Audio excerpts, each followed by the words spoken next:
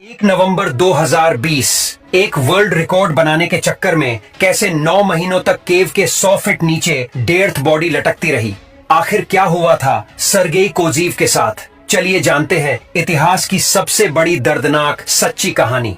Abkhazia Georgia में स्थित ये डीप डेंजर्स केव दुनिया की सबसे बड़ी केव है। इस केव का नाम वेरियोवकिनीज केव है और ये केव जमीन के 7000 फीट गहराई में धंसी हुई है। अगर 2 बुर्ज खलीफा इसके साथ में रख दी जाए तो भी बहुत जगह बच जाएगी, इतनी गहरी है। इस केव का पता सर्गेई को अपने गांव वालों से मिला। सर्गेई एक ऐसा इंसान था जिसे नई नई एडवेंचर एक्टिविटी करना बहुत पसंद था। उसने सोचा क्यों ना इस केव को एक्सप्लोर किया जाए और एडवेंचर रिकॉर्ड बनाया जाए, और लगभग 1 साल की स्टडी करने के बाद वह इस केव में जाने के लिए रेडी था। और एक रात 31 अक्टूबर 2020 को इसके बारे में अपनी वाइफ को बताता है। वह पूरा सच अपनी वाइफ को नहीं बताता, वह सिर्फ यह बताता है कि मैं माउंटेन में जा रहा हूं कुछ एडवेंचर करने, और अगले ही दिन 1 नवंबर को अपने घर से निकल जाता है। पर उसे क्या पता था कि ये केव एडवेंचर उसका आखिरी एडवेंचर होगा। वैसे तो इन केव में जाने के लिए अथॉरिटी की परमिशन ली जाती है, पर सर्गेई ऐसा नहीं करता।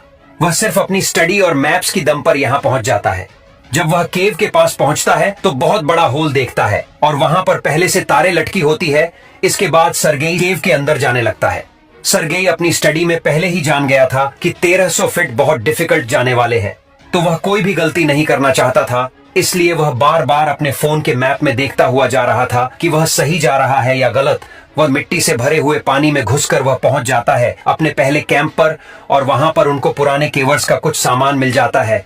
वह अपने गंदे कपड़े उतारकर नए कपड़े पहनता है और कुछ घंटे रेस्ट करने के बाद आगे जाने की तैयारी करने लगता है। और उसके फोन में देखता है कि नेक्स्ट कैंप लगभग 200 मीटर दूर है और केव का ये हिस्सा पहले हिस्से से काफी इजी था।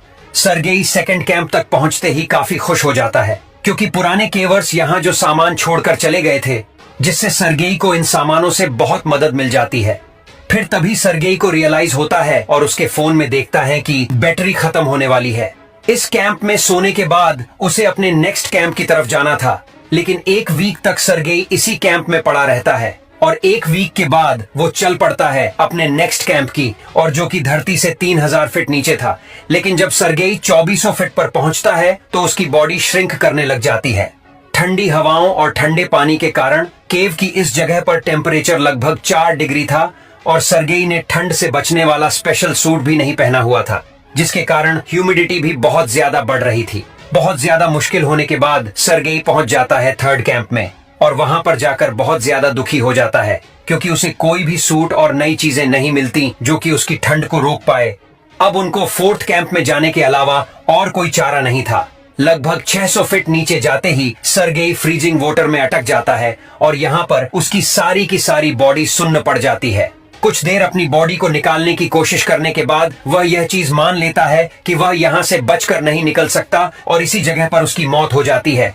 दोस्तों, इसके पहले भी सर्गेई सोलो ट्रिप्स जाता था और कई वीक बाद वापस आता था, और भी उसकी वाइफ इतनी घबराई हुई नहीं थी। और जब काफी टाइम बीतने लगा तो उसकी वाइफ ने उसकी मिसिंग रिपोर्ट कर देती है। और फिर 9 महीनों बाद केवर्स की टीम नीचे पहुंचती है तो उन्हें वहां पर सर्गेई की लटकी हुई बॉडी मिलती है, जिसे ऊपर लाना बहुत ही ज्यादा मुश्किल था।